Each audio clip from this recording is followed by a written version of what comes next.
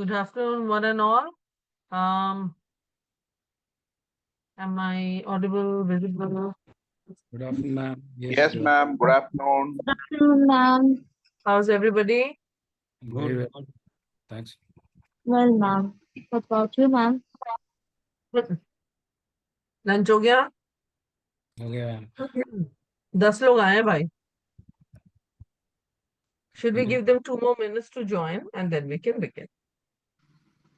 Sure, ma'am. It's 3 minutes past 2 o'clock. We'll start at 5 minutes past 2 o'clock.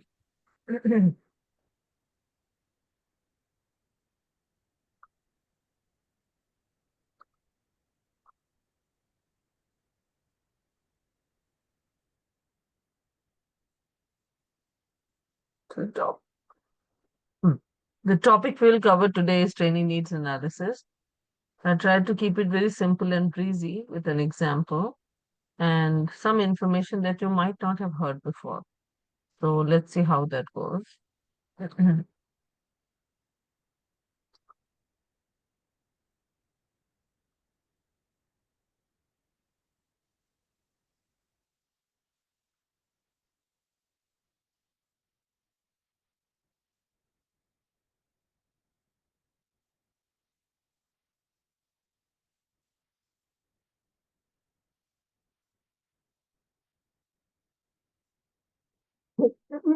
Anybody has any thoughts, feedback, questions while we wait for others from the previous session?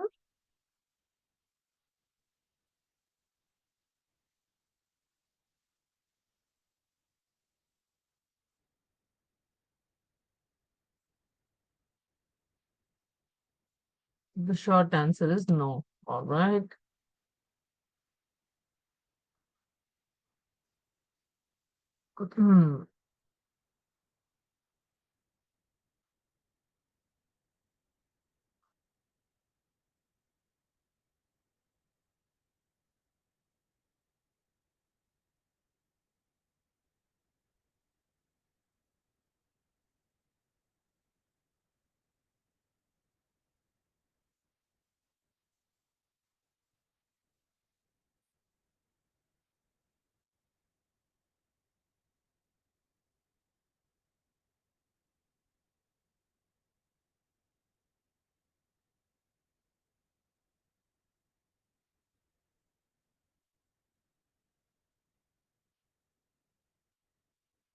Okay, we have given 5 minutes. Let's begin now.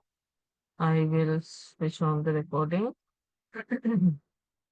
Okay, it's already recording. All right, good afternoon, everybody. We are going to do our module number 1 today, which is training needs analysis. So what does the word bring to your mind? We are very few. Let's talk before I jump into slides and everything. What does it bring to your mind? And many of you might already be doing it, training needs analysis. What does it mean? Why is it required? Any initial thoughts? Identify the goals which we have as an organization and assess the current performance and find out the skill gaps. Find out the skill gaps, match them with the goals. That's a technically right answer.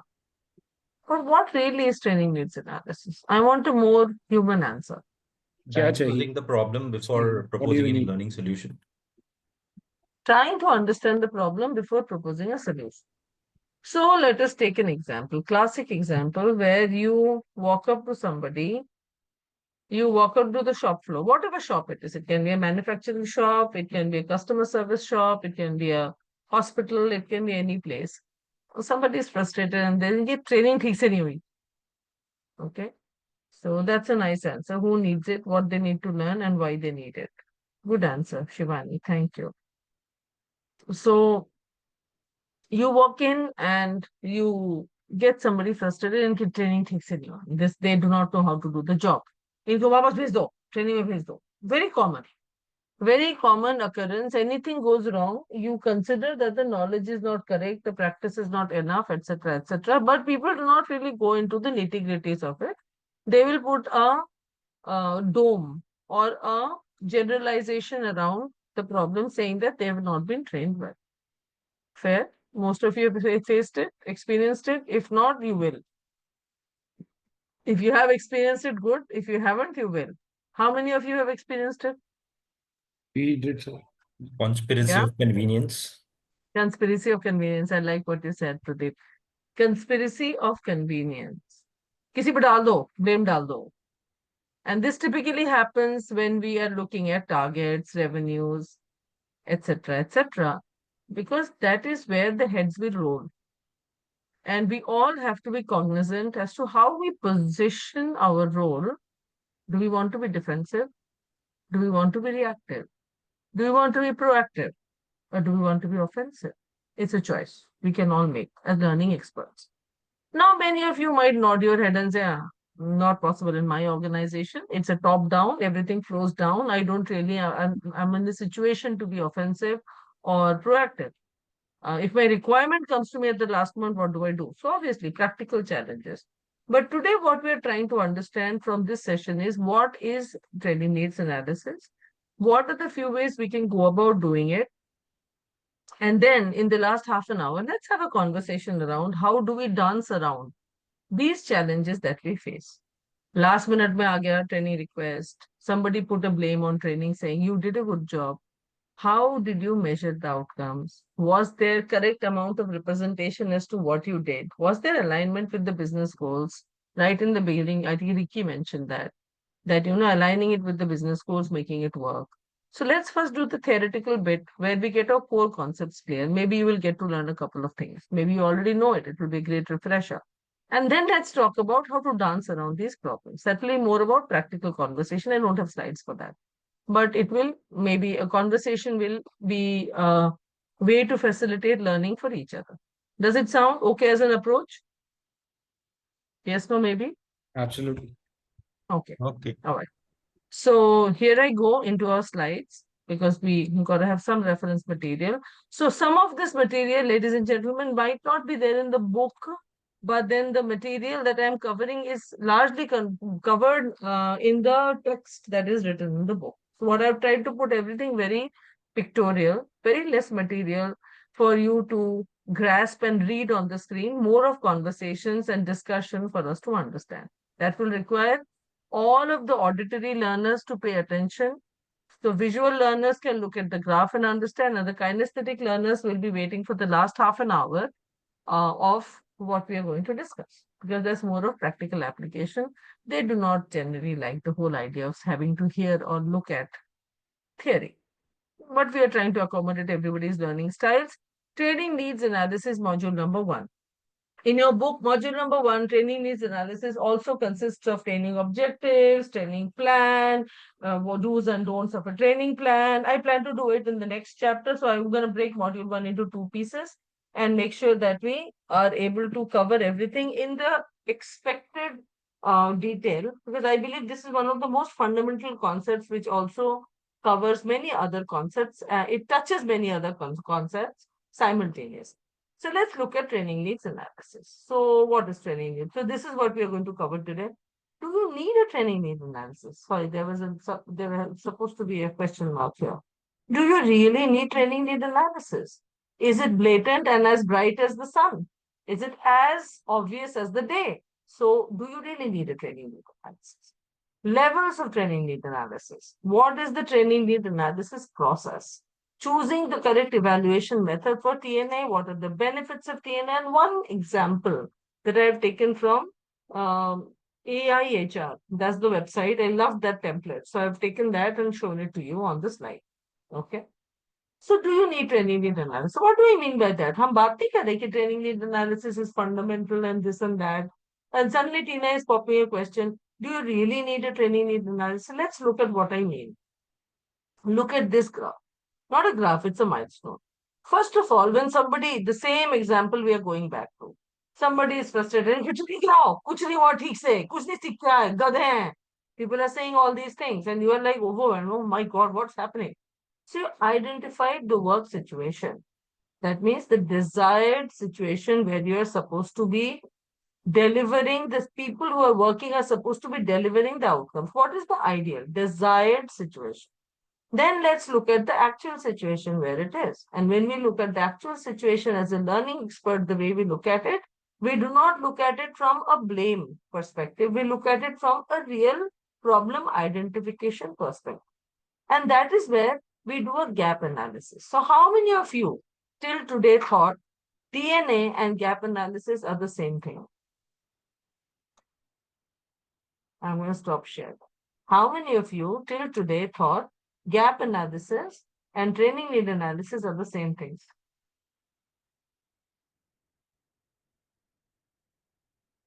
Show of hands, please. Ma'am, gap analysis is a part of training need analysis. Gap analysis, It's thank one you of for the. saying that. First of all, gap analysis precedes training need analysis.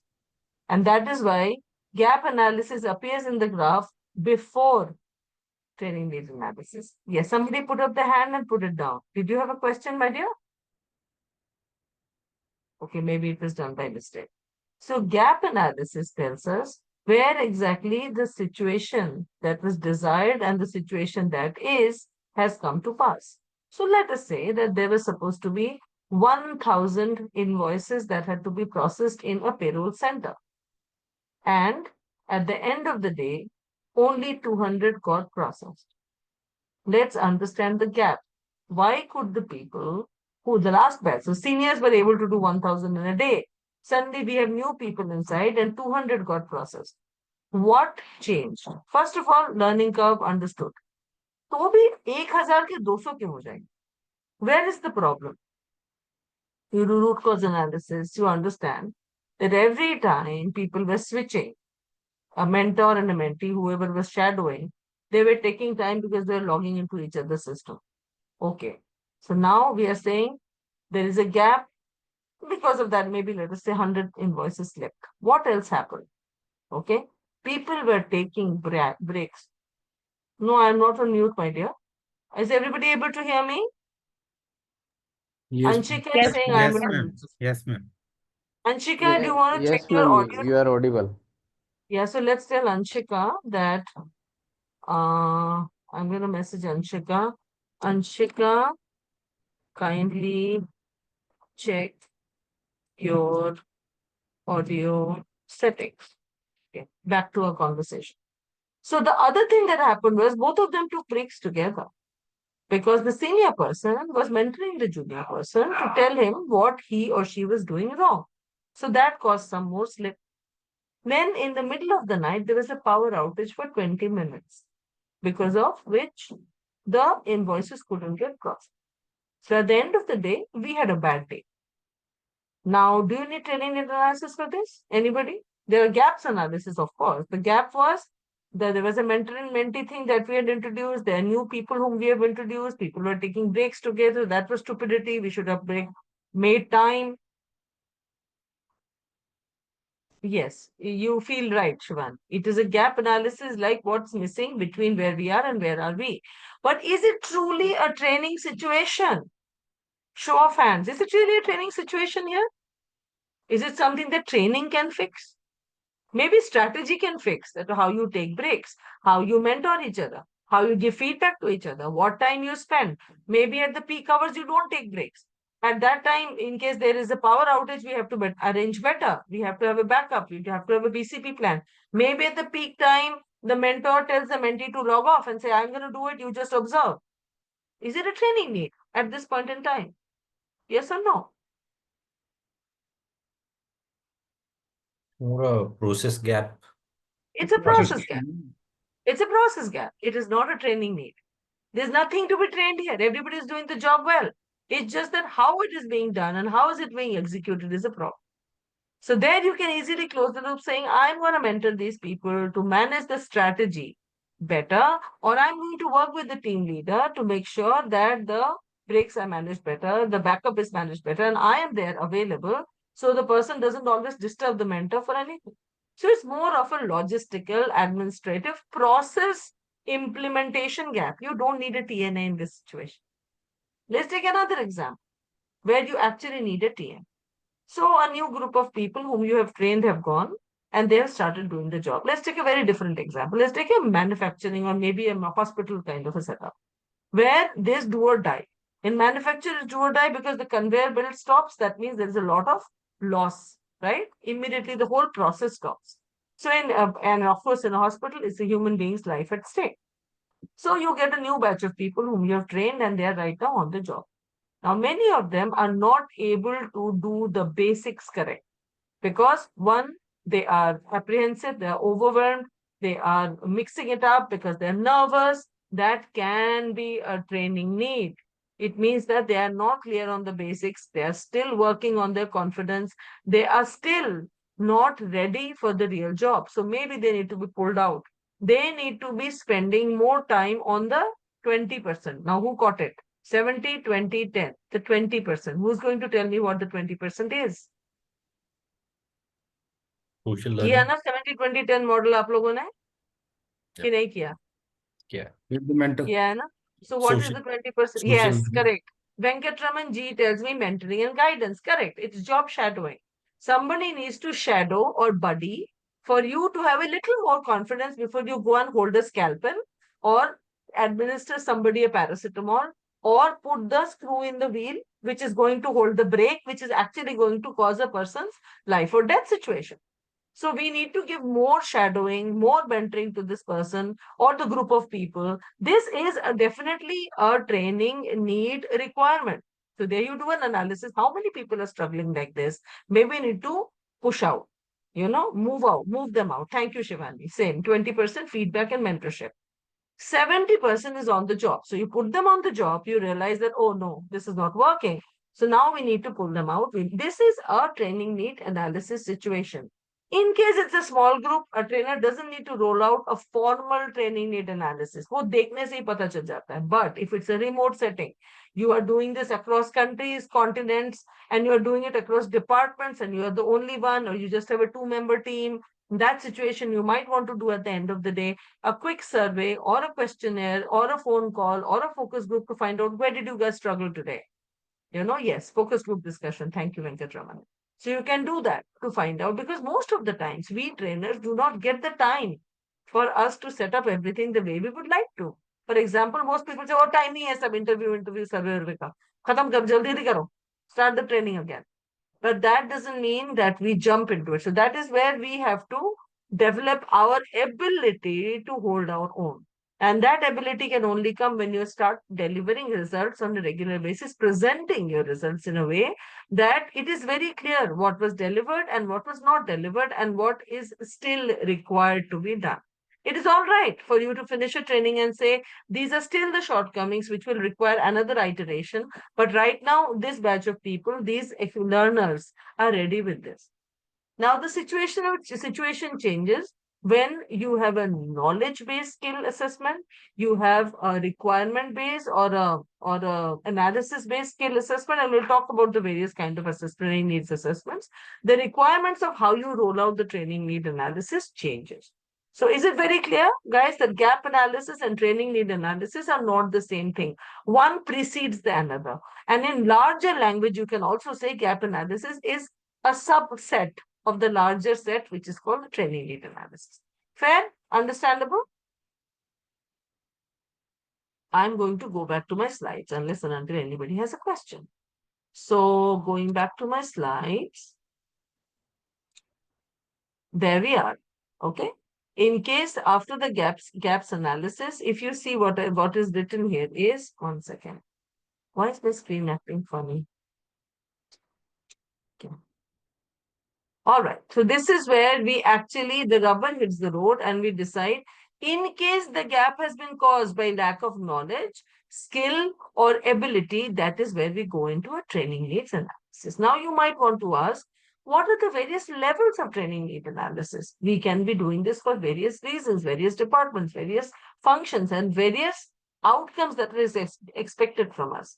The leadership development training need analysis is going to be very different from a customer service executives training need analysis, which is going to be extremely different from a junior scientist's job training need analysis, which is going to be drastically different from a sales reps analysis. So there is an individual level skill gap analysis that we do or a training need analysis that we do. which will be analyzing the individual skills, knowledge, and ability deficiency and training. So that's the lowest level. Then we go on to an operational level, which is a task level, determining the skills, knowledge, ability required to carry out tasks that are part of a particular role.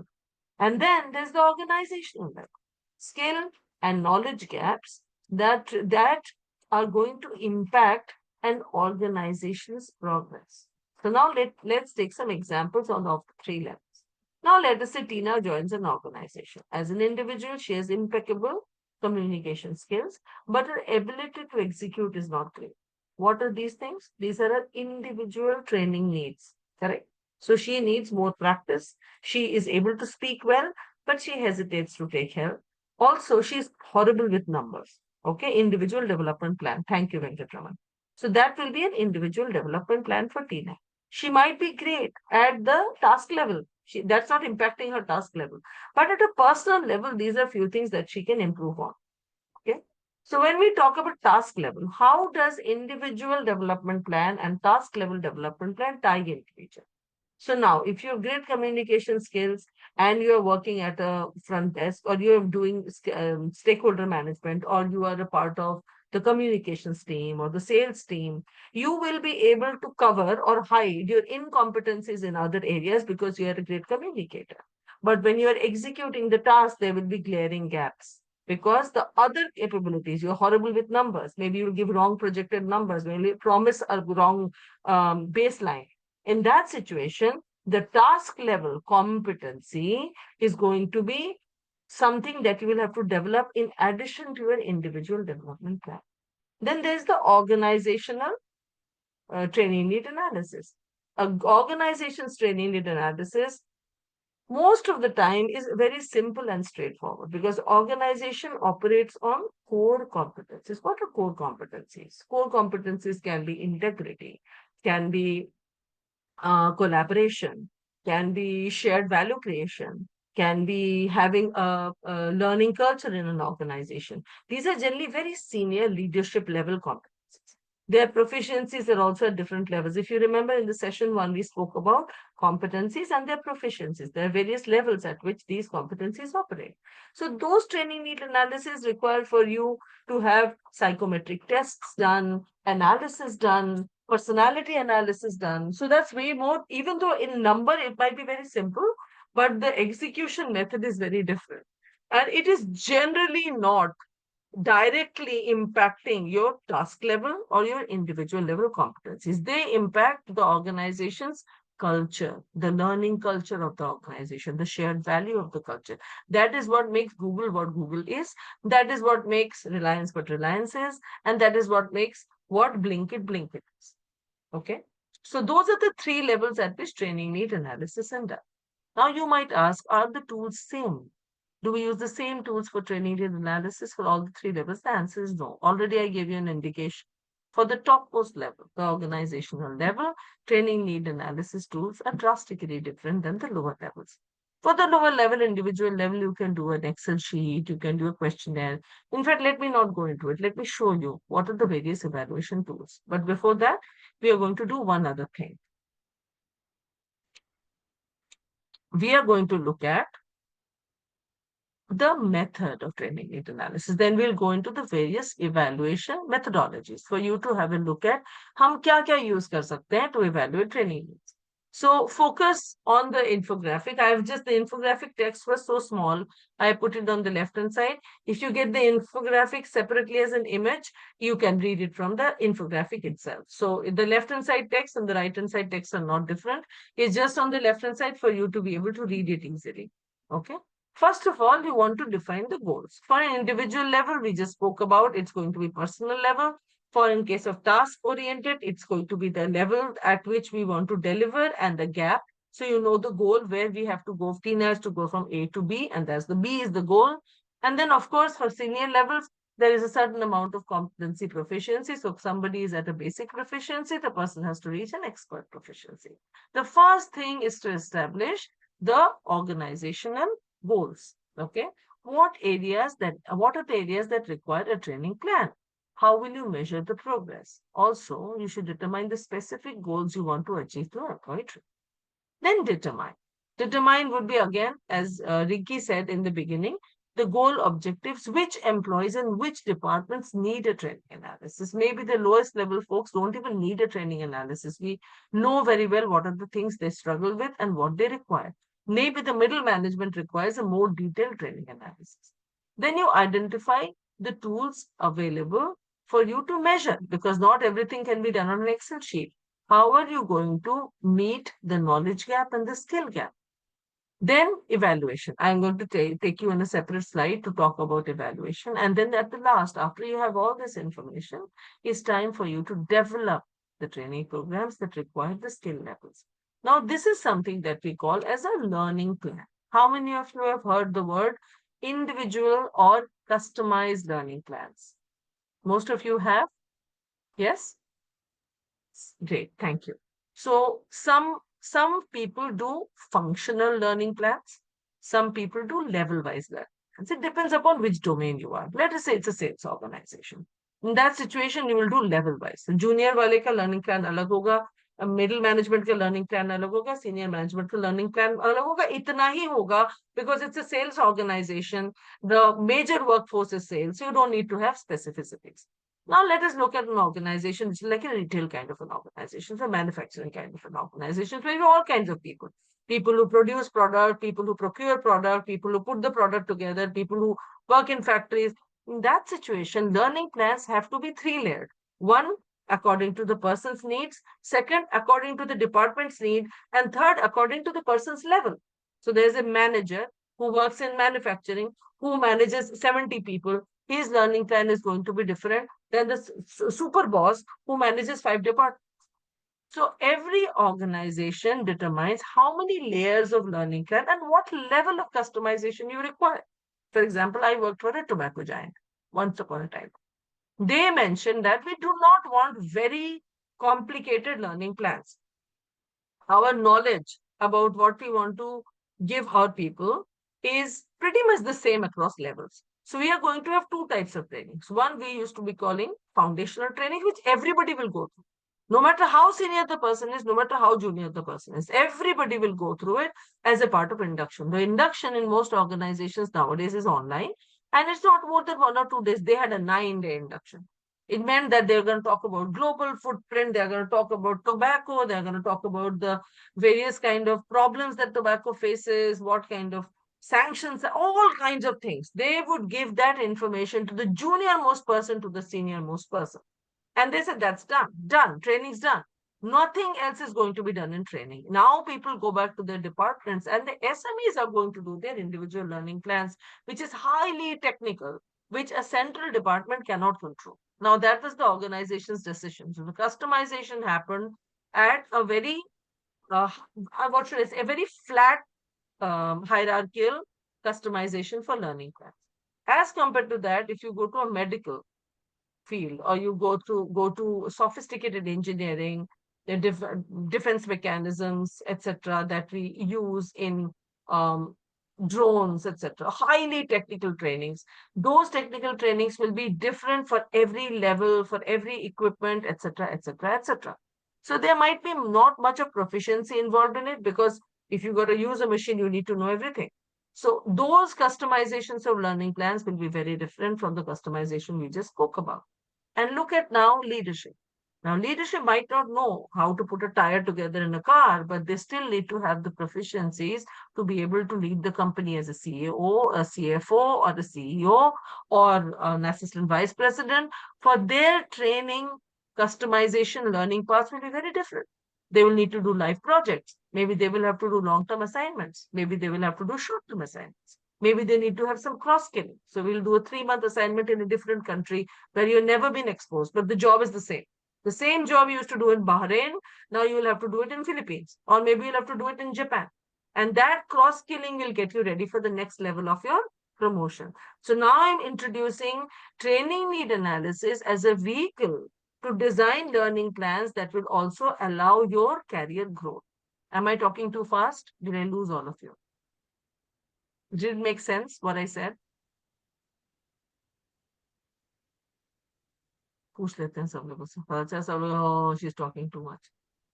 Didn't make sense, guys? Yes, no, maybe? Yes. Some show of hands. So let me ask Anshika. Anshika, can you hear now? Yes, ma'am, I can. Great. NS Rao put up his hand and then put it down. Did you have a question, my dear? For saying yes, I put the hand. Okay. Okay. Thank you. Thank you. Thank you for the acknowledgement. Sometimes it's very difficult to gauge engagement when you're only looking at a few faces. Not everybody's put on their cameras. All right. Now let's go back to what I promised. I promised that I'm going to show you some evaluation tools that you can use for training needs. And so now let's look at that. Okay. Don't worry, we'll get the slides, so you don't have to rumble or write down or scribble. Now let's look at the various evaluation methods. On the left-hand side, we put the various evaluation methods that you can choose from.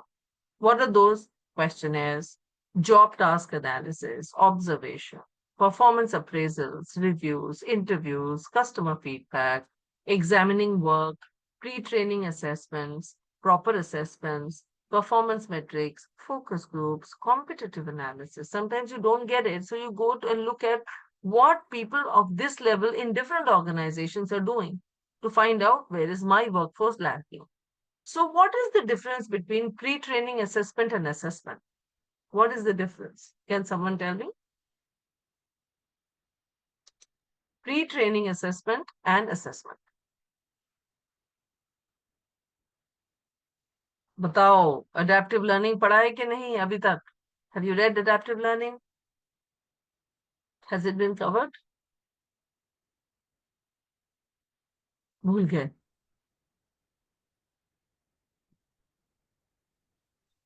Nobody has an idea what is a pre-assessment and an assessment, difference between both? Ma'am, All right. no idea. No idea. So when you begin a training course in Udemy or Simplify or any other place, sometimes they will tell you, let us begin with a quiz. What are they doing? They're doing a pre-assessment test. Okay. They want to know isko aata kitna hai. So if you're doing an instructional design course, they're going to ask you all types of questions of instructional design. What are the few things they're checking? One, whether you know the acronyms. Then, do you know what the basic understanding of the subject is? Third, have you heard about certain concepts? They're basically checking where the course should begin for you. Yes, a kind of an entry test. Yes, Anas Rao. Kind of an entry test. But it's not really a test. It's basically knowing what modules will be prepared. And this is artificial intelligence gift. Okay. LMS operates on this and that's why I use the word adaptive learning. Adaptive learning is the learning, online learning that adapts its beginning point based on your requirement. So in Accenture, I can quote the name. In Accenture, you have to go and update your skills inventory every 3 months. Okay. And if you don't do it, वो pop-up दे के mail भेज के तुम्हारा दिमाग खराब कर देंगे. And eventually, when you don't do it, they will send an email to your supervisor, who will eventually come and say, क्या ये कर क्यों दे रहे? So you have to go and do it. Now the beauty is, because I initially used to not get time to do them. So I used to get those trainings and I used to do them in the evening because I had to work with Philippines. That means my day began very early. So I would sit in the evening and I would do them. So one of the beauty was they said that if you are able to clear the qualifying test, तुमको training लेने का जरूरत ही नहीं है. So they had various trainings. Okay. So they would have a basic level, they will have an intermediate level, and they would have an advanced level. And they would have pre-tests for each one of them. If you are able to clear that test, they will say you don't need the training. That means that test used to be so comprehensive and so sharp, it would check your understanding of every concept, especially the advanced one. So that is adaptive learning.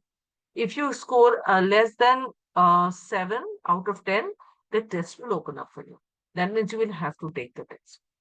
Sorry, the module will open up for you. You will have to go through the module. You will have to complete the quiz. And at the end, you will get a certification of completion. That means you added that skill to your inventory, and that skill will start showing in your profile, in your employee file, because it's a consulting organization, right? They pick up projects and they require people, and they want to see who are certified in what, so that they can build the team accordingly. It's a typical example of a consulting organization. But that test is an example of a pre-assessment, which means that I am going to give you a training material, but I want to know how much my audience knows. Now, as a trainer, you can design them. In LinkedIn nowadays, you have screening questions. You've seen it? How many people have posted a job on LinkedIn? Even better question. How many of you have applied for a job in LinkedIn? None of you have applied for a job in LinkedIn? That's strange. So when you go to apply for a job in LinkedIn, some of the jobs will have questions. Are you comfortable working on a Saturday? Do you stay at the job location? Yes or no? What is your current salary bracket? Um, are you are you willing to relocate? Things like those. What are they doing? They're screening you before they think whether they are going to be even considering you or not. Look at it at training perspective. Now you want the people who are developing an intermediate level training. Do you want beginners in your training? Will this slow the group down? Yes or no? No. You don't want them in the training, they will slow everybody down. वो बीच में पूछे क्या होता है 70-20-10? क्या होता है blended learning? They will disturb the whole class. They will not let you progress at the speed at which you want to progress. So a pre-assessment, in case you are doing it yourself, can help you decide what level at which you want to begin. And in case it's an online training, it will tell AI at which module or at what point the training should open up for that individual. And you, as a trainer, along with the help of your learning management system, can decide how many entry points you will have. Now, this is something that is you might have heard, but it's a pretty, I would say, new concept after artificial intelligence is entry points. How do you enter your train? So entry point for somebody who does not have any experience is going to be a certain level where they're going to be said, what is instructional design? When did it get started? What is the evolution of instructional design? What are the tools required for instructional design? But somebody who is intermediate, it will open up at advanced AI tools for instructional design. 12 characteristics of instructional designers. It will open up there. It will skip all this material. And advanced level will straight away go into examples and case studies of instructional design. Now that will be done by a software when you have a learning management system in place. But right now we are not talking about that subject. We are talking about training overall. So getting a pre-assessment allows you to gauge your audience, allows you to prepare your content in a way that you are able to cater to everybody's requirement, and it also allows you to skip some content that you don't think people need, or it allows you to dummy down your content ki oho मैंने तो सोचा था ये इन सबको सब बड़ा कुछ आता है, but I need to dummy it down because it looks like people don't know. I thought they are much more advanced. They are not. So I need to do a much more dummy down version for this group. This is how a consultant would design a training for you. And this is how within an organization you can design a training for your people. Now, what is the difference between a consultant developing this training for you and you developing for the organization? One is you know the culture. You know how people learn in this organization. You also know how much time they will have on their hands. You also know what outcomes will be expected, and you also know how much blame will be shifted on because you are within the organization. An external organization will do it dispassionately. They will do it with an expert, but they will do it dispassionately. They will say, give me demographics, give me experience, give me age, give me this. So their job will be very logical, data driven, but they might miss the cultural angle. So that is the difference. So here I go giving you a little nugget on your decision making, whether you should outsource your training or whether you should hold it in-house. And some trainings are okay to be outsourced, and some trainings are okay to be held in-house. And also some trainings are okay to be done part on part. That means you develop the content. Delivery is done by somebody. That's also possible because nowadays there are multiple blended methodologies in which training is delivered. Does it make sense? Goal to nahi ghuma diya, all concepts? No. So I'm just trying to give some dialogue so that you're able to also relate in the real life. Just reading these numbers or sentences on the slide don't make much sense. All right. Now let's go back to our slide. Let's look at the others. So now you know assessment is what you get at the end of your training. Pre-assessment is what allows you to do decide what methodologies you want to use. Then why would you want to do competitive analysis? I touched upon it, but I want to spend a little more time on it. Competitive analysis allows you to understand where my organization stands today and where I would like to have the future of the organization. Where would I like my organization to reach 5 years later? Let us take the example of an organization which is plateaued. What do I mean by plateaued? Plateaued means that the organization was growing at a phenomenal rate and suddenly it just plateaued. Thunk. It's not growing anymore. Okay. Whereas other people in the same industry are showing some incremental growth or showing 10% growth or 5% growth. What do I do in this situation? So your CEO calls you in and say, "Ki ye yaar kuch to ho raha hai. Can you find out what's wrong?" What will you do? What will you do? You know the training gap analysis of the organization. You know you're working at 99% efficiency. You know that people are at the levels that have been decided, but it's just not moving. What requires to change? You're doing everything at your best. Everybody else is claiming they're doing at their best. Then where are you stagnant? So there are two departments which will be called to action. Number one, human resources. And number two, your training. These two departments will be called. Of course, the salespeople would be systematically clobbered every day and they will be bled to death. But these people will be continuously called and said, ki change karo, batao kya, what is the problem? What will you as a learning expert do? Any suggestions? Look at similar industry. Venkatraman says, look at similar industry. How will you get access to that industry's data?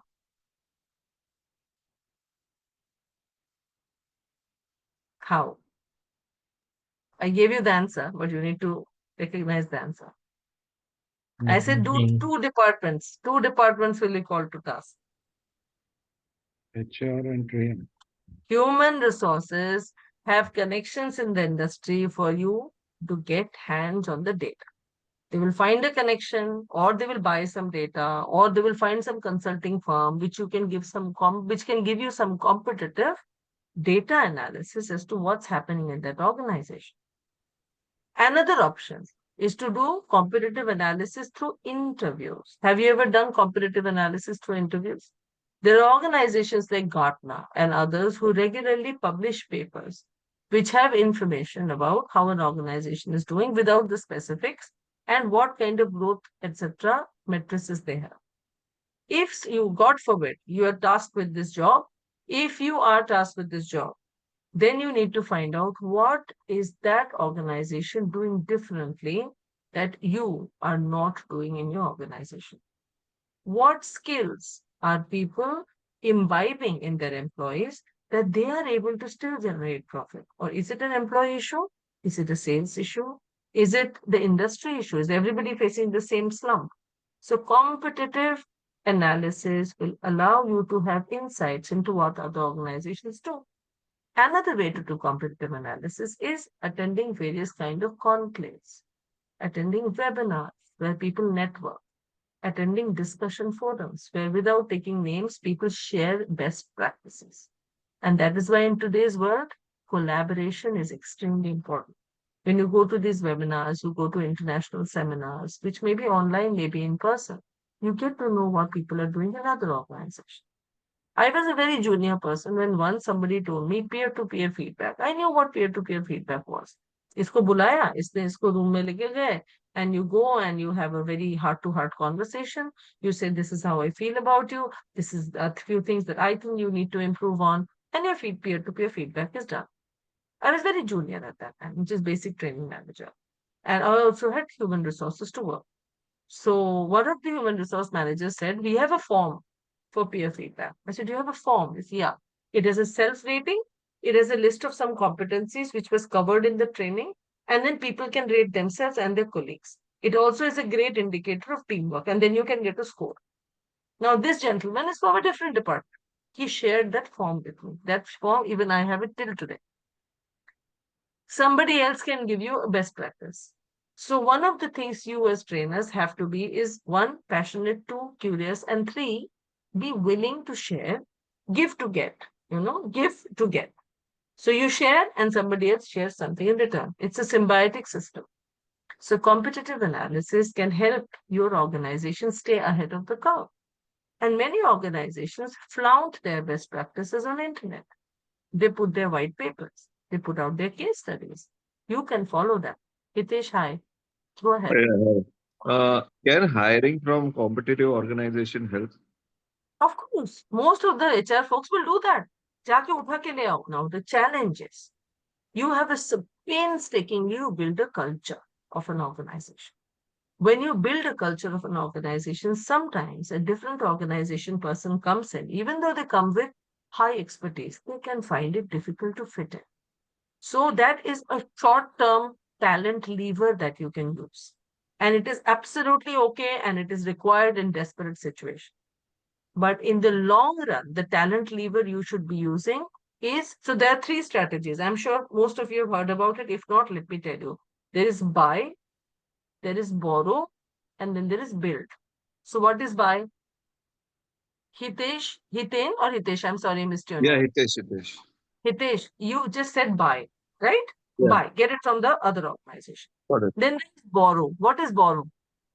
Get Borrow matlab, contractors. Consulting. yeah. Get contractors. Get consultants. Get gig workers. उनको बोलो आओ बताओ जाओ. Short term. Come, solve the problem, tell us what to do, leave us the templates, leave us your material, leave us everything, bye bye, never see you again. That's borrow.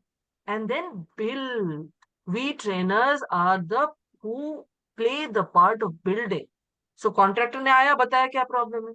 बाहर से तुम लेकर आ गया SME. Now using those two resources, our job is to build. Now there can be unrealistic targets. 3 महीने में कर दो. Build नहीं होगा उतनी जल्दी. That time we have to buy. And in 6 months, people will say, अब तो build कर लिया. Now we will be able to build. 6 months we've got, or maybe eight months we've got, or 9 months we've got. That is when the organization will ask you for 30, 60, 90-day plans. How many of you have submitted 30, 60, 90-day plans? 30-day plans are generally induction plans. Now somebody comes in new, 30-day plan, kya karaoge? 60-day plan, what will you do to make them comfortable? 90-day plan, how will you start building their careers? Show them the career path, show them the customized learning path, and show them this is where you can go, this is where you are. That is also a talent retention strategy lever. So talent strategy and learning strategy go hand in hand. Employee engagement, employee productivity are hand in glove. So they cannot operate separately. Didn't make sense? I tend to dwell a little bit on comparative analysis because it's important. Otherwise, people think, oh, to BD ka kaam hai, hamara kaam hi nahi. But learning experts need to understand that it's a part of their job as well. And if it's a well-oiled machinery, your organization, they will expect you to know about it and deliver on it. Let's look at some of the other interesting candidates on that slide. What else is interesting? Okay, I will find many things interesting. Would anybody like to know anything specific about the various methods given on the left-hand side?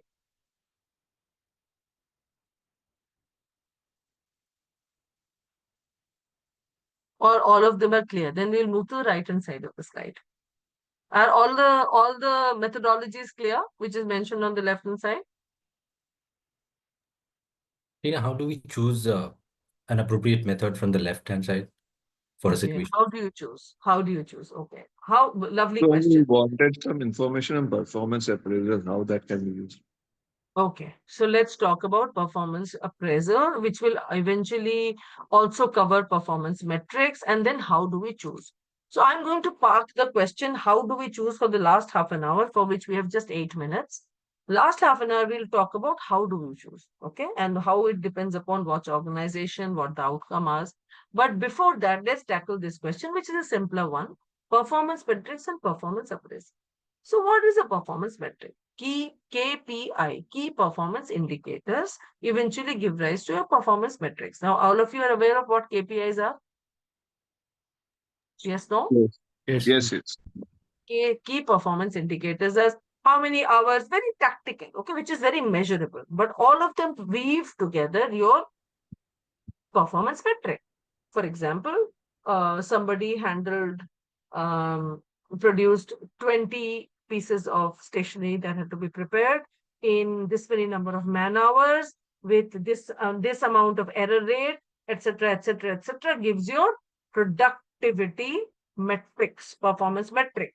Now, your performance metric comes out to be from all those KPIs. Your performance metric is calculated based on weightage. For example, error percentage will have a higher weightage as compared to the number of hours you spend. So, based on that complicated calculation, generally it is done through some kind of a software system. It's either an Excel based, or nowadays you have a software which calculates it for you. You get your performance metric. Now, Tina's target performance metric was 97%. Tina is at 89. In her performance review, her boss says, great job done on the number of hours. Your error rate has come down, etc., etc. Thank you. Job task analysis. Yes. So that conversation happens, and then you are given a feedback, performance appraisal and performance conversation. You had said that these are the few things we have observed based on the data you generally falter on. These are few things that you need to improve on. And based on that, these are the few trainings that we are recommending. So generally, the learning team gets a barrage of inputs right after the appraisal conversations are closed. How do those barrage of inputs flow? We already spoke about IDPs, individual development plans. For example, what Tina requires as an employee. Then what does, let us say Tina is a junior service associate. As a junior service associate, where does Tina's performance lie and where it should go? Because she has now spent certain amount of time in the system, where should it go in the next 6 months? That is more of task-based requirement that we will be giving her. So we'll be assigning her some trainings, those trainings which will irritate her, which will disturb her during work hours, which will pop out at all on ungodly hours and say, you haven't completed it. You will have to do those. Okay, that's your task level plans. And then there are other level plans that she is quick to anger, बहुत गुस्सा कर लेती है, collaborate नहीं करती है. कुछ feedbacks आए हैं. Some people, her peer feedback is not great. Her 360 has given her not so great score. So those development, yeah, thank you, Vikas, right? It should be developmental feedback on positive with specific timeline objectives. Thank you. So basically, this conversation that happens gives an output of what is required for the training department. Now they look at how many individual development plans have arrived. Most of them would be standard modules that you need to assign to the person. Then there will be the task level, which will require a little more customization. So people like Tina, they can be a Tina 1, they can be a Tina 2, they can be a Tina 3. We group them together and we make a certain learning plan for that level of people.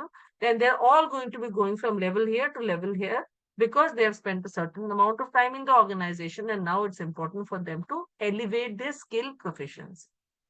Then the third kind would be softer trainings, for which you can do some offsites, you can do some exchange programs, you put a person in a different department, day in the life of X person. So you go and live their life, the person with whom you've been fighting with. See how their life looks like. You constantly keep saying this person doesn't help me, go and live their life. Those kind of things you do. So that becomes your input source. So performance appraisals and performance conversations constitutes 80% of the inputs for the learning department. Rest of it is all situation-based ad hoc, as and when required. But that is the input for your training calendar for your entire year. Does it make sense? I don't know who asked the question, but does it make sense? Yeah, 100%. Okay, great. Thank you. Now let's look at one more. So we covered performance metrics, we covered performance appraisals, okay, and the review discussions. Now let's look at the right-hand side of type of analysis, and then we are going to spend the last half an hour talking about how you dance around these challenges and choose which observation method you are going to choose. So let's see. All right, I believe the screen is up. So what kind of analysis that you can do? There are three kinds of analysis, training need analysis generally that we conduct. So there are various kind of questions you want to ask. When I was requested to create a training need analysis template, I couldn't create it for 6 days. I was very ashamed of myself because this was the first time independently I was creating it and I didn't know what to ask people. Because I was confused कि उनका knowledge check करें, उनका skill check करें, उनका ability check करें तो क्या check करें? So that is where I had to go back and ask, what is it that you are looking for as an outcome from this training? So they said we need to know what knowledge level they are at and what they should be, what skill level they are at and what they should be, and what abilities they are at and they should be. I said, well, all of them cannot be measured at one go, and questionnaires might not be the solution for everything. So now we are going to get into the murky territory of how you choose a method. So first of all, let's understand, what does knowledge-based analysis mean? The text is on the screen, but I'm going to read for the benefit of those who are not in front of the screens. The analysis ensures that employees are equipped with the necessary information and understand the best practices within the industry. By identifying the knowledge gaps, organizations can develop targeted training programs. So when we talk about knowledge, let us say that somebody writes content. So knowledge about the industry is extremely important for them to write excellent content. So the trainings that we have to design for these people is primarily industry awareness, global footprint, what is happening, what is hot, what is not. All of that needs to be provided in this kind of training. We are not checking for skills कि तुम कितने अच्छे content writer हो, तुमने कितना काम पहले कर रखा है, what level are you at? No, this is one size fits all. You give that kind of a training to knowledge when you do knowledge trainings. But again, you have to check basically should not be giving a senior person who already has extensive amount of knowledge something which is very novice or beginner level. So then you choose your audience, the people who need the knowledge. Generally, it is done after induction or if something new happens in the industry. That is when you do knowledge trainings and you also do an analysis कि भाई इतना पढ़ाने के बाद भी कौन से गधे बच गए जिनको फिर से we will have to do training. So who are the people who are still falling short in their knowledge competency and they are doing errors every time? They need to go through the training. So that is where you do knowledge-based analysis. Fairly simple, very technical questions. You might not be able to do it because you might require a subject matter expert to check this for you. Let's go on to skill-based analysis. Skill-based analysis covers not only practical skills for the job, but also soft skills for customer relationships, working with other people. So skill is just not knowledge. It is also about applying the knowledge into action. This is where we use the competency model extensively. Competency model gives us the length and the breadth to check the skills and what level of application are you at. If you're a fresher, you will be obviously at a beginner. Whereas if you've been working for a few years, you will be at intermediate. And if you are at a very senior position, you are expected to be an expert. You might not be. So you're expected to be as an expert. So very specific questions, feedback, peer feedback, outcomes from your job assignments can be indicators of what skill you are at. And based on that, you can choose your evaluation method to find out where is the skill gap. And based on that, you design your learning path. Abilities. Now, abilities based means that your ability to problem solve, innovate, think out of the box, drive results. For a team leader, it is not necessary for you to know that, have the knowledge or even have the skill. Your job is to get the job done. How do you drive people? How do you manage team? And how much knowledge you, with your own passion and ability, achieve so that people cannot make a fool of you. So how do you drive results for the senior management? How you empower employees, how you ensure that they have the skills, the tools, the length and breadth, they have the freedom of choice, the budgets that they require to be able to do their jobs really well.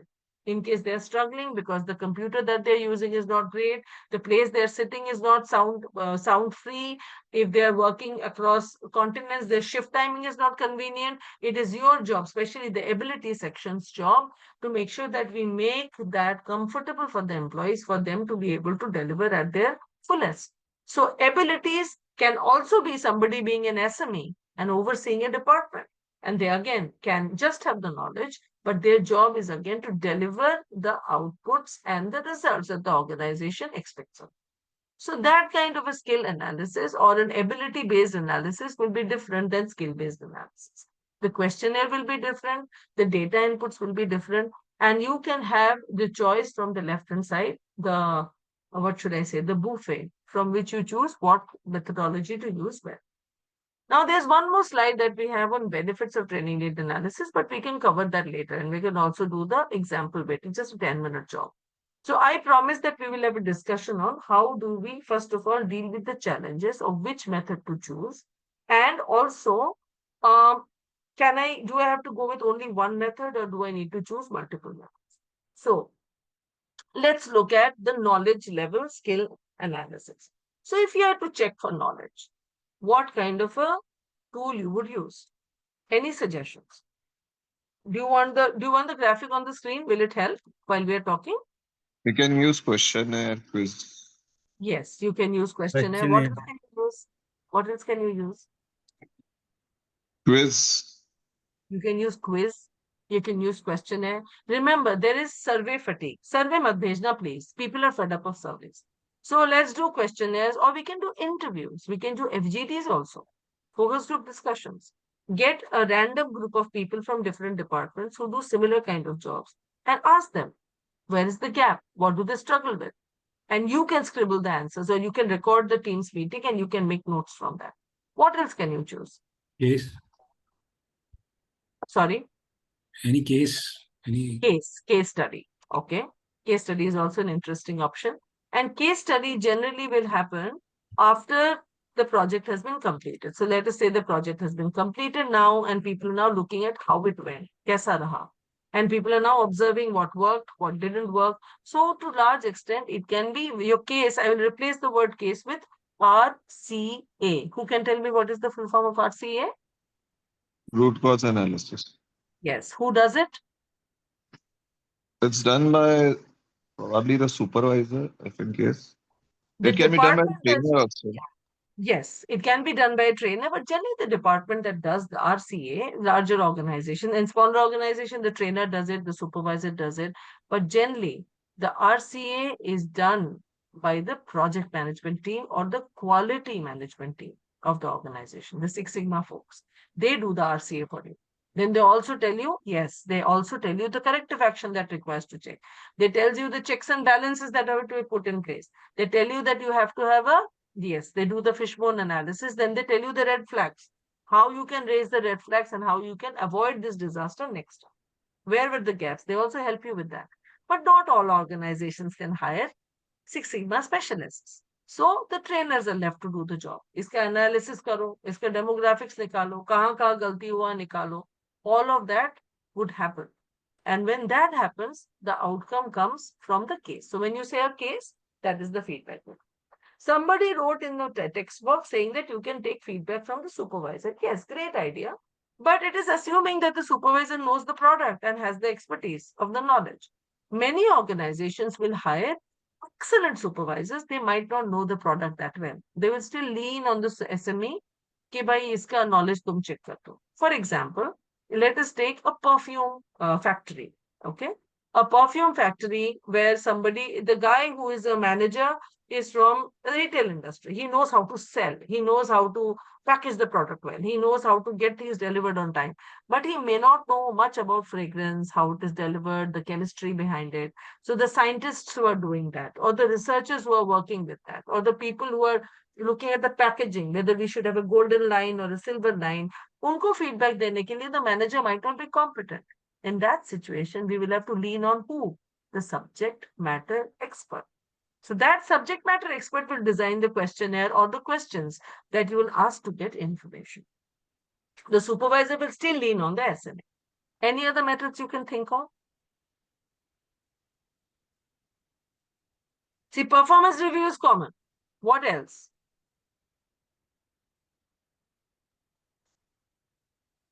So let me say this.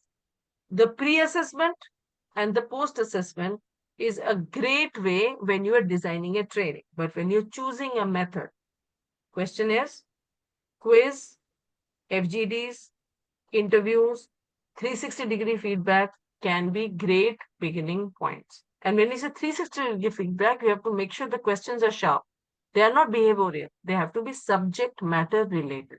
For example, the quality department can be asked a question, is the quality sample that you're picking up compliant on XYZ protocol? What is the percentage? So they will tell you, because the quality team receives a sample from the cog or the cog of the wheel before them.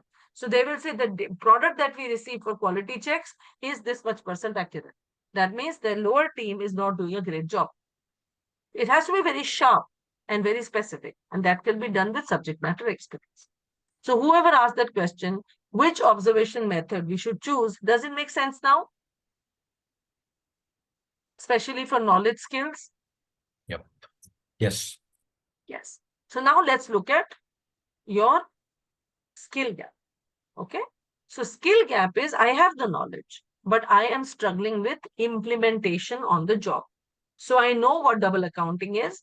I also know bookkeeping. I know general ledger. I know profit and loss. I have a great degree, but when I'm going and using it in real time, I'm getting confused with numbers. I'm not able to do the reconciliation well.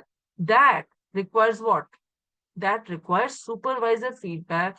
That requires pre-assessment, post-assessment, etc., etc. Because now we are talking about straight away an execution training that we have to do. In that situation, quiz and all of that, वो ace करेगा, 100 लाएगा वो, because the person has the knowledge. What the person lacks is execution. In that situation, you will have to get, yes, hand-holding, mentoring, all of that will be required. But that is corrective action, hand-holding, mentoring. But the method to identify, इसको किसमें hand-holding चाहिए, किसमें mentoring चाहिए, what does the person require? That will require interviews. Not only with the person, but also with the person's supervisor, also with the person's peer, the people with whom he works with. Okay? And this also requires the organization to have a learning culture. An organization to have the safety and the space for somebody to be vulnerable enough to say that I don't know and I struggle with this. Trainers struggle because most of the people, when you ask them, what is your problem? They will say nothing. मैं सब ठीक करता हूँ. And also there is the stigma that if I'm going for training, I am bad. Instead of feeling joy that I've been nominated for a training, I will get better, there's a stigma, oh my God, they're sending me for a training. Am I that bad? So it is a learner's job. It is the organization culture's responsibility to make that safe and vulnerable enough for people to be able to say, this is where I need help, or I need support, or I need some mentoring for this to happen better. Okay. So for skill based, they're very limited. You can do questionnaires. Of course, you can, but if you do questionnaires, the person from the knowledge bit will ace. So your questions have to be smart. So avoid the questionnaire, do more of a focus group discussion or an interview, word to word, have a conversation and get all the stakeholders involved.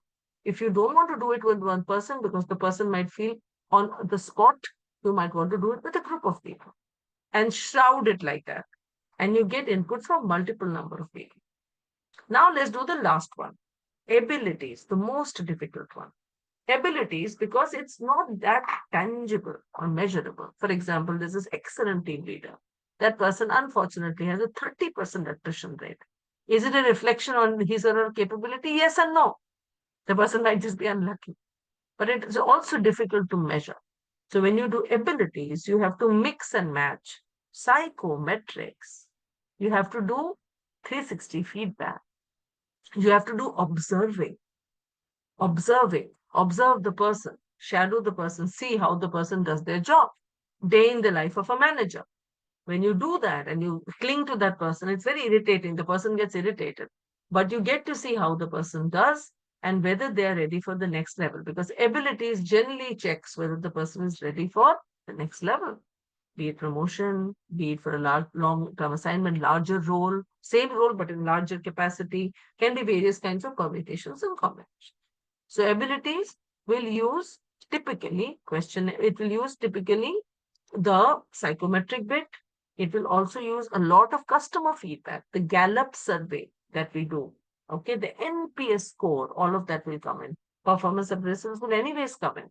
But in addition to that, there will be a lot of conversation about people from different departments.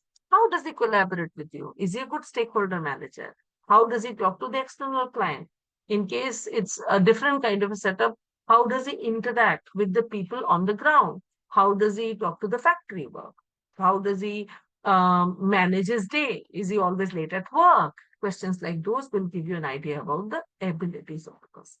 It's slightly non-tangible, but there are ways that we can measure it. May not be 100% accurate, but 80-85% will happen. So these are few things. And again, these are subjective decisions. And most organizations, I say this with a lot of kindness and respect, do not know what the trainer is expected to do. So they will come and tell you, tum hi kar do, hame nahi pata. So that way it's freedom that you will get. But then there will be some people who are very smart. They will say, we will tell you what to do. And then you're like, no, it doesn't work like this. Then you run into a conflict because they think you don't know. You know they don't know. But they are trying to tell you that they know that they don't know. Okay. So that can become a difficult situation. But all the best in case you're stuck in that situation.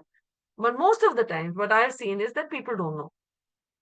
They expect some magical wand to come out, and they also try to tell you that, oh, you didn't do your job.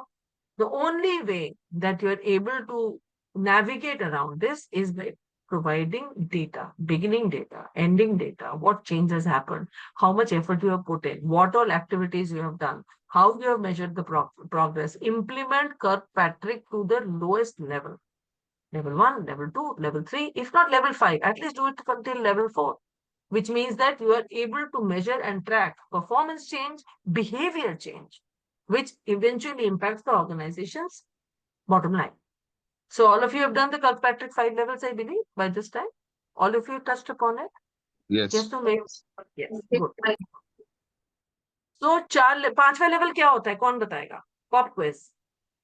What's the 5th level of ROI. Kirkpatrick? ROI. ROI. The dreaded question, return on investment. अरे learning development is very expensive. अरे बहुत पैसा लगता है. Results late आता है. How do you bust that myth is a challenge with which learning professionals live.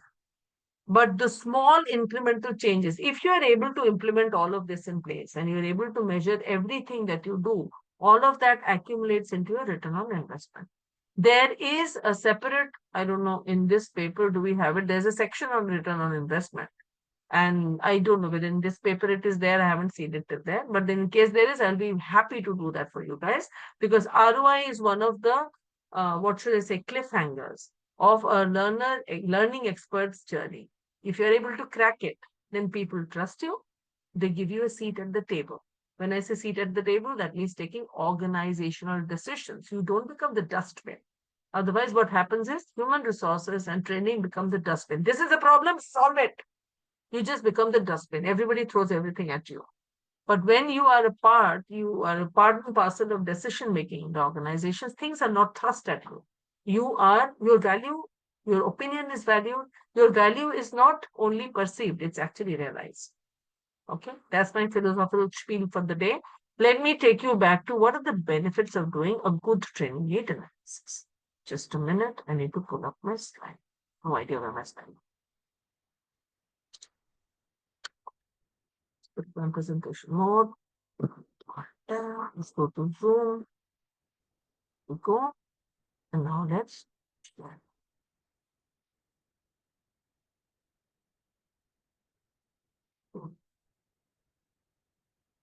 Okay. So we did types of training need analysis. Now we are going to talk about 5 benefits of training need analysis. They're simple, straightforward. Most of you know, but it's just good to have a recap. Training need analysis helps training managers identify performance gaps and address these performance gaps with appropriate training interventions. TNA acts as a guide to decide what training is needed for whom to achieve organizational objectives. TNA also enables training managers to develop trainings that is most relevant to the learning needs of a particular group or department of employees. TNA helps identify training objectives well in advance so that they can be the basis for evaluating training effectiveness. And TNA helps to allocate an organization's training budget effectively in areas where it can have maximum impact. Those are the 5 training needs, and I've kept it simple. Obviously, I've got the joy of getting an infographic that has helped me, and I hope this will also be easy for all of you to remember. Now, this is an example that I wanted to share with you as the last thing for the day. A training needs analysis example. So they have said there is a job to be analyzed, says email marketing executive. Look at the goals on the left-hand side. What organizational goal are we trying to achieve? Increase email conversion from 3% to 4%. Job behaviors. Which job behaviors contribute to achieving this goal? Understanding the customer's behavior, making data-informed improvements. Then there's the skills and the knowledge required. Skill, knowledge. They put the proficiencies here. And they have also put on the right-hand side, what is the sub-skill? So the first skill says conducting market research. Second skill says email copywriting. Knowledge says A/B testing. Knowledge says email automation. Skill, data interpretation. Skill, data communication. Knowledge, email analytics. And the person is leveled at 1 to 5, marked at levels 1 to 5. So most of them, this gentleman or lady has got 4. He's got 5 also, and there's 2 3s and 1 4. So in the right hand side, this is being interpreted as when you say 4, no training need. When you say 5, no training need. 3 says moderate training need. And that's it. I think the lowest this person has got is a 3. So the moderate, and there's low, and then there is no training. So even for every skill, some of them have been assigned just to an online training course. So look at that. Conducting market research is an online training course. Similarly, the knowledge bit is 2-day intensive training course. Okay. Data communication skill has been assigned to a workshop, and email analytics has again been assigned to an online training course. So whoever asked the question, how do you choose and what outcomes it is, this is a beautiful example to wrap up our day. So any questions, clarifications you would like to seek, ladies and gentlemen? We have some time left. We are at 3:19.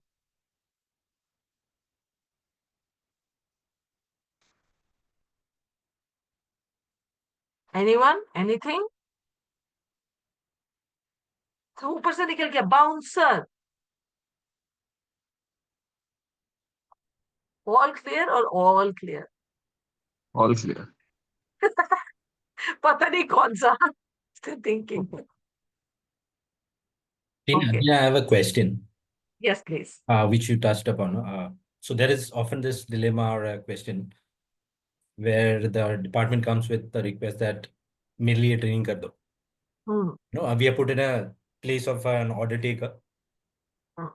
Now, considering that we are a support function, and the other department is a revenue generating function.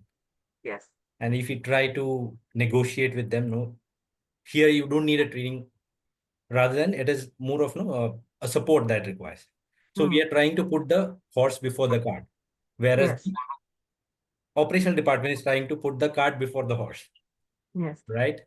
Now, if we try to convince them, they may take it in a wrong way, that we are trying to rub them in the wrong way, and they could escalate it. कि इनको बताया लेकिन ये कर नहीं रहे. So how could we navigate this, choppy waters? Simple. Training karo. Take the people out. Unko break do. Okay. You know the training is not required, but they won't listen to you. Get the people out. Give them so much value. Unko wo training karao basic. So, okay, this, I won't call it as a malpractice. So I would say that get the people out.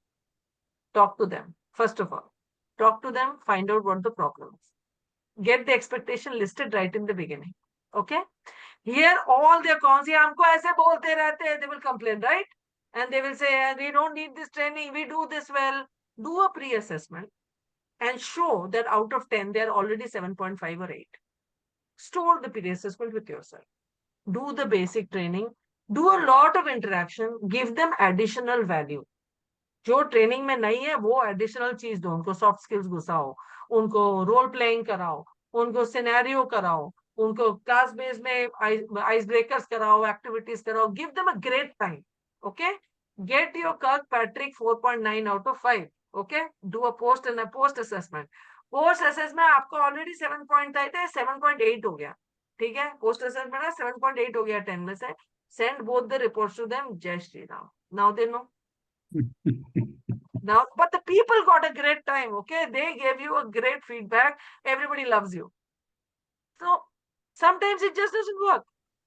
Use something else. Give them some other added value. Yeah, absolutely. Level 1 and 2 are out of the park with that, I Yeah. think. Yeah. उनको दिखा दो तुम 7.5 भेजा है तुमने हमें. Then they will come back saying तुमने question गलत पूछा है. So you say कि question भी आप दो. Tell your SMA to give me the questions. Because you will not trust my questions. You will say that I have asked easy questions. So you give me the questionnaire on which I will measure them. And you come and attend one day also, 15 minutes or 20 minutes. Come participate. People will love it. It's your team. Take everybody together, because most of the times, because like you rightly pointed out, being a support function, people think that we are shrugging work because we are not revenue generating. We are the villains. Whereas we are the ones who are selflessly trying to solve or salvage the situation in many cases. And I've been in those tough spots. I will eventually have learned to say yes. You say yes, you get the learners, you give them a great time, you take questions from them, you also take feedback from them, saying that this is bad, that is bad, that is bad, and then you take the feedback from the people, and then you detailed analytics karo baith ke. Report वापस देने से पहले 7 दिन लगाओ. Bring out every permutation and combination of the feedback. So your feedback form has to be very smart. Your post analysis, the post assessment has to be extremely good. Your testimonials have to be curated till the lowest decimal. And then you put that training report together.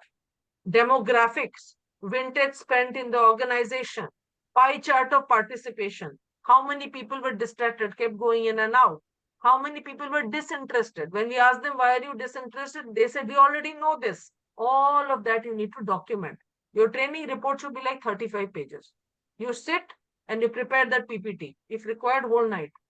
बैठ के बनाओ, उस पर Excel sheet लगाओ और फिर वापस भेज दो, जैसे मैंने बोला उसको जय श्री राम बोल. हो जाएगा. People will not disturb you anymore. Yeah, sounds good. Thanks, Tina. You're welcome. Any other questions, my friends? 6 minute high. This is something wonderful, ma'am, what you have told. Sometimes people come with just All kinds of requests, right? ये ठीक कर दो, 1 दिन में कर दो, 7 days में कर दो, 4 दिन में कर दो. want magical things to happen. Magical things. Unicorn बना दो. And there's a mindset के जो कोई नहीं कर सकता वो LLD वाले कर सकते. LND वाले कर सकते हैं. So they are making you the superhero, but along with that, they are also setting you up for failure because they are putting expectations that you know you will not be able to meet. So that becomes a challenge. Then you have to also bring down the expectation level right in the beginning, saying that, you know what, this is going to take some time. While I can do it, I will require this much time. You have to negotiate that. That is where the game of having champions and supporters in the systems can play a role. This is completely soft skill based. Get your HR on your side. Get a couple of operational leaders on your side and bounce the idea with them that these guys are saying this has to be done. I am saying it's going to take some time. Why don't you support my case? Why don't you talk to this person? This is all soft, which we'll have to do behind the stage in the green room. And Because there's we have one more- performers, right? Yeah. Yes. And then there's one more question I could recollect it from one of the previous session, not your session. But I recollect it was mentioned by Hitesh. Like it comes to ROI. Yes. So if there is an improvement, the operational department will say it is because of our hard work and our contribution. Yes. And how can LND prove it is because of the intervention or the learning solution cannot prove it. they have offered? So how can You we cannot prove isolate it? You cannot. There's very infinitesimal line where you can prove that. That's why I said that's the most difficult bit, because if your chief learning officer or the person, top boss, will not be a fighter, who will not fight tooth and nail for that, it's difficult to segregate. What you can segregate is from the NPS survey, there are outcomes that come from the learning and development team. You put 2 questions for NPS survey and make that be the backbone for what people said. Are there any training related needs that impacted your performance? Questions like those. Put 1 or 2 of them and let the entire organization vote on it. That will show the value that you bring. Most people will give you a 5 if you've done your job well. Most supervisors will also give you a 5 on your 360. So bring multiple facets in. Be brave enough to ask for a 360 from everybody. And show that this is what I've delivered. This was I was given. And even after that, there were no gaps in the span that I control. And if there was, it was less than 10%. That is the value you can bring. But money, revenue, if you have a great chief learning officer or a great HR leader, they will fight tooth and nail, saying that iske bina hota nahi tha. But most of the salespeople and the revenue generating folks are going to fight on it. Most of the time, they will even eat the pie. I'm not saying you give up, but you put your other metrics on the table and make a sound loud enough for you to still have the seat at the table. There's a slightly, what should I say, non-measurable conversation, but good to have. The And many a schedule, times, what you mentioned is that the leader, the training head or whomsoever, he believes that training is a cost center, whereas we as trainers, we believe we are profit centers. So that's a conflict which is portrayed. Either you should quit the job or they should. And that's the reason you actually gave us one interesting option, LinkedIn job application. LinkedIn job application. बढ़िया था. No, but on a serious front, if in case you can cover ROI as a model, it will be great for us, all of Of us. course. Because Of as course. trainers, this is something which we have been fighting for, and somehow we are not able to click it.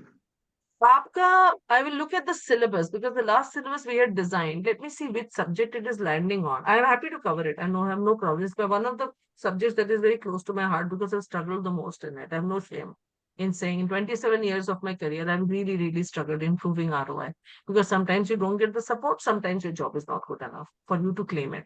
So let me have a look. कौन से paper में है? Let me also look at that material that is there, and then I will do a mini session. That's okay. I can take care of it. Should not That be a would be problem. handy. Thanks for that. All right. All right. thank you. Okay, ladies and gentlemen, I hope you learned something today. If not, I just hope you had a good time. Thank you. Thank See you you. next Sunday. Thank you, Thank you, ma'am. ma'am. Have a Thank nice you. day. Thank you very much. You're welcome.